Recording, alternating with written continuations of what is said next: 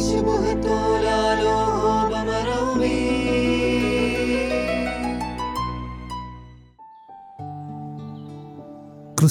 സമാധാനം നിങ്ങളോടുകൂടെ ഉണ്ടായിരിക്കട്ടെ. വചനകിരണത്തിലേക്ക് ഏവർക്കും സ്വാഗതം. ഒരിക്കലും ഒരു ഗുരു തൻ്റെ 3 ശിഷ്യന്മാരെ അടുത്ത് വിളിച്ച് അവർക്ക് ഓരോ പഴങ്ങൾ നൽകി. എന്നിട്ട് അദ്ദേഹം ഇപ്രകാരം കൽപ്പിച്ചു: മക്കളെ, ഈ പഴം നിങ്ങൾ ആരും കാണാത്ത ഒരിടത്തിരുന്ന് കഴിക്കണം. അതിനുശേഷം തിരികെ വരിക. ഗുരുവിൻ്റെ ആജ്ഞ സ്വീകരിച്ച് മൂവരും 3 ദിശകളിലേക്ക് പോയി. ആദ്യത്തെ ശിഷ്യൻ ആരുമില്ലെന്ന് ഉറപ്പുവരുത്തി അപ്പോൾ തന്നെ തിരിഞ്ഞു നിന്ന് അത് കഴിച്ചു. രണ്ടാമത്തെ ശിഷ്യൻ ഒരു മുറിയിൽ കയറി വാതിലടച്ച് ആരും കാണുന്നില്ലെന്ന് ബോധ്യപ്പെട്ടപ്പോൾ ആ പഴം കഴിച്ചു. എന്നാൽ 3ാമത്തെ ശിഷ്യൻ മാത്രം സന്ധ്യയായിട്ടും തൻ്റെ കയ്യിലെ പഴവുമായി വിശന്ന് തളർന്ന് തിരിച്ചു വന്നു. അത് കണ്ട ഗുരു അത്ഭുതത്തോട് ചോദിച്ചു: മകനെ, നിനക്ക് വിശക്കുന്നില്ലേ? പിന്നെന്താണ് ഈ പഴം കഴിക്കാത്തത്? ആ ശിഷ്യൻ വിനയത്തോടുകൂടി ഇപ്രകാരം പറഞ്ഞു: ഗുരു, ആരും കാണാത്ത ഒരിടം തേടി ഞാൻ എല്ലായിടത്തും അലഞ്ഞു. എന്നാൽ എവിടെ പോയാലും അവിടെയെല്ലാം എന്നെ നോക്കിക്കൊണ്ടിരിക്കുന്ന 2 മിഴികളെക്കുറിച്ച് എനിക്ക് ബോധ്യമുണ്ടായി. എന്നെ സൃഷ്ടിച്ച ദൈവത്തിൻ്റെ മിഴികൾ. ദൈവത്തിൻ്റെ സാന്നിധ്യമില്ലാത്ത ഒരിടവും ഈ പ്രപഞ്ചത്തിലില്ല എന്ന സത്യം ഞാൻ തിരിച്ചറിഞ്ഞു. അതുകൊണ്ട് അങ്ങയുടെ നിബന്ധന പാലിക്കാൻ എനിക്ക് സാധിക്കുന്നില്ല. ശിഷ്യൻ്റെ വാക്കുകൾ കേട്ട ഗുരുവിൻ്റെ കണ്ണുകൾ നിറഞ്ഞൊഴുകി. സത്യം തിരിച്ചറിഞ്ഞവൻ നീയാണ് എന്ന് അദ്ദേഹം പറഞ്ഞു. ശിഷ്യനെ ചേർത്ത് പിടിച്ചു. നമ്മുടെ ജീവിതം മറ്റുള്ളവർ കാണുന്ന ഒരു പ്രദർശനമല്ല, മറിച്ച് ആരും കാണാത്തപ്പോൾ നാം പുലർത്തുന്ന സത്യസന്ധതയാണ്. ലോകത്തിൻ്റെ കണ്ണുകളെ ഭയന്ന് തെറ്റുകൾ ചെയ്യാതിരിക്കുന്നത് വെറും നിയമവിധേയത്വം മാത്രമാണ്.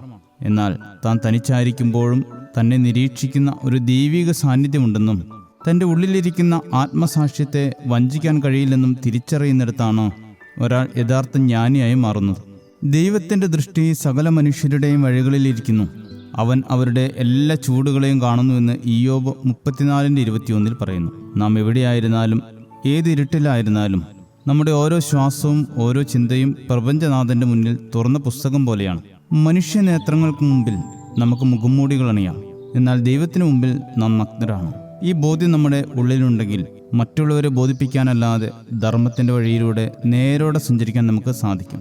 മറ്റുള്ളവർ കാണാതെ നമുക്ക് പലതും ചെയ്യാൻ സാധിച്ചേക്കാം, പക്ഷെ ദൈവത്തെ ഒളിച്ച് നമുക്കൊന്നും ചെയ്യാൻ കഴിയില്ല എന്ന സത്യം തിരിച്ചറിയേണ്ടിയിരിക്കുന്നു. പതറാത്ത ഈ ആത്മീയ ബോധമാണ് ഒരു മനുഷ്യൻ്റെ ഏറ്റവും വലിയ കാവൽ. ലോകം നമ്മെ കാണുന്നില്ലെങ്കിലും ദൈവം നമ്മെ കാണുന്നതിന് തിരിച്ചറിവോടെ നമ്മുടെ ആത്മസാക്ഷ്യത്തെ മുറിപ്പെടുത്താത്ത വിധം വിവേകത്തോടെയും ഭക്തിയോടെയും മുന്നേറാൻ നമുക്ക് പരിശ്രമിക്കാം. ശുഭദിനം നേരുന്നു. ദൈവം അനുഗ്രഹിക്കട്ടെ. ആത്മാവാം ദൈവമേ വരണേ,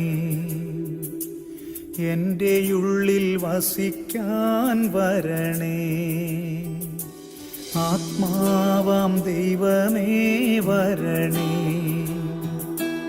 എൻ്റെ ഉള്ളിൽ വസിക്കാൻ വരണേ. ദാഹിച്ചു നിന്നെ ഞാൻ തേടുന്നു, സ്വർഗം തുറന്നിറങ്ങി നീ വരണേ. ദാഹിച്ചു നിന്നെ ഞാൻ തേടുന്നു, സ്വർഗം തുറന്നിറങ്ങി നീ വരണേ.